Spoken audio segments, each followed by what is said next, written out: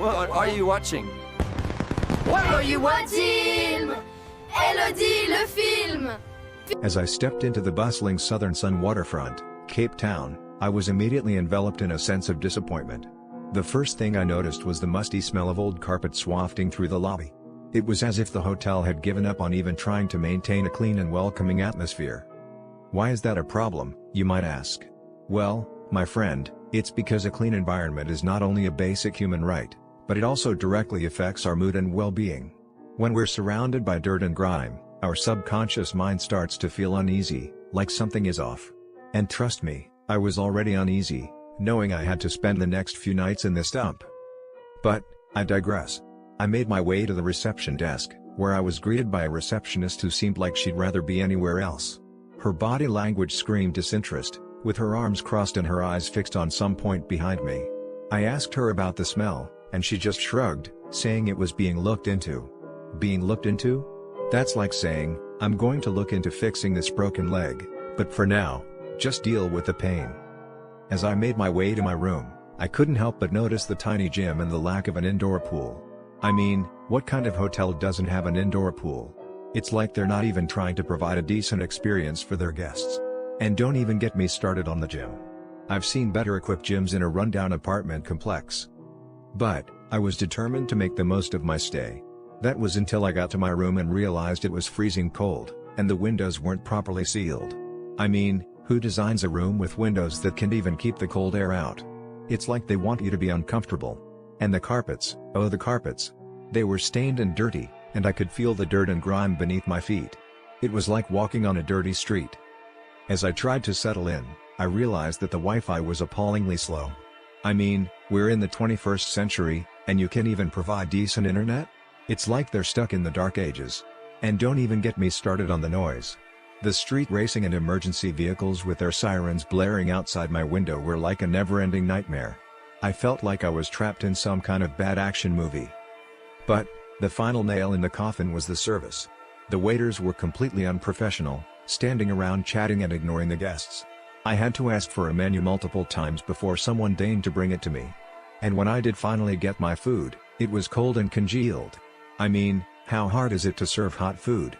It's not like I'm asking for a culinary masterpiece. Just a decent, hot meal. Is that too much to ask? As I sat in my room, feeling like I'd been robbed of my dignity, I couldn't help but think about all the other guests who had been treated like this. The ones who had been forced to endure the noise and the dirt and the terrible service. And I knew I had to do something. I had to expose this place for what it was, a dump, a scam, a nightmare.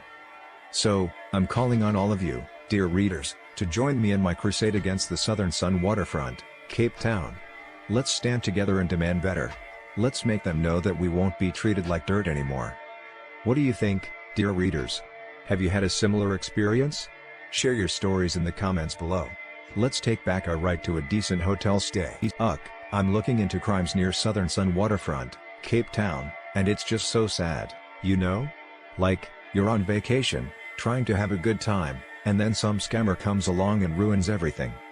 So, businesses near Southern Sun Waterfront, Cape Town are like, super sketchy, you know?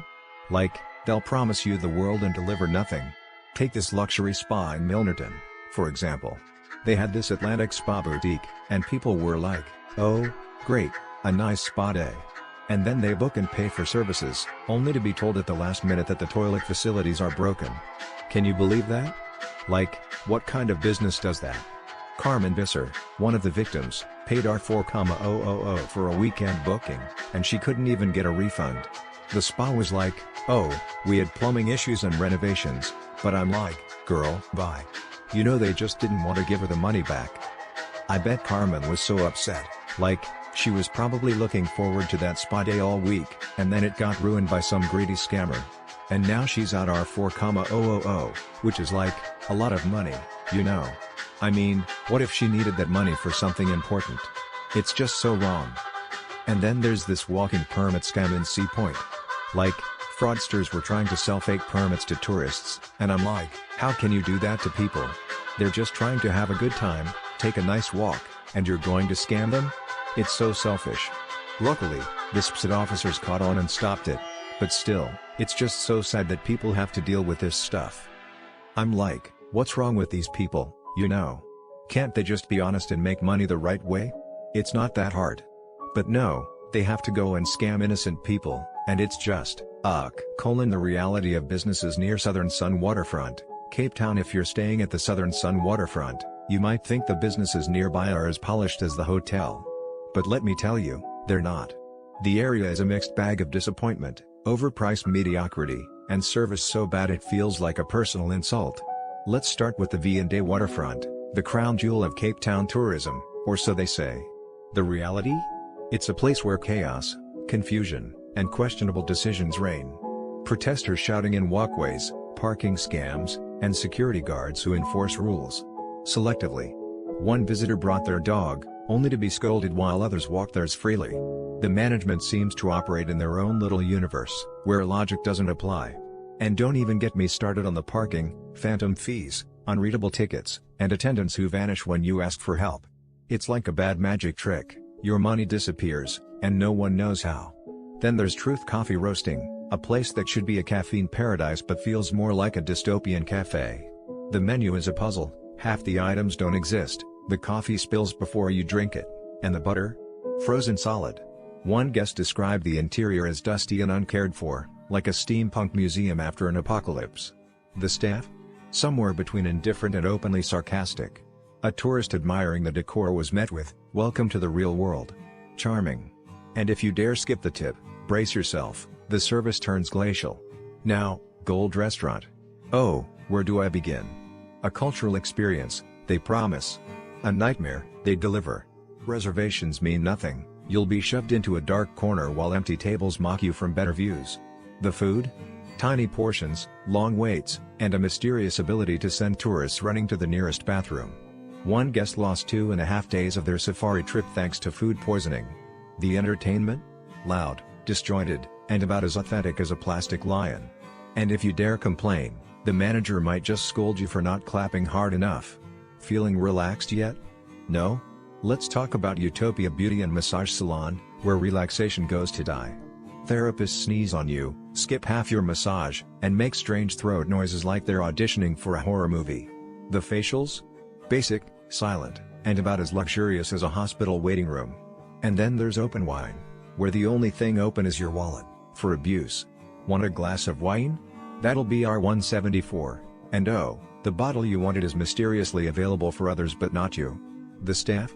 Rude, dismissive, and quick to usher you out the door before you've even finished drinking. One couple was tracked down at their hotel over a payment dispute. Classy.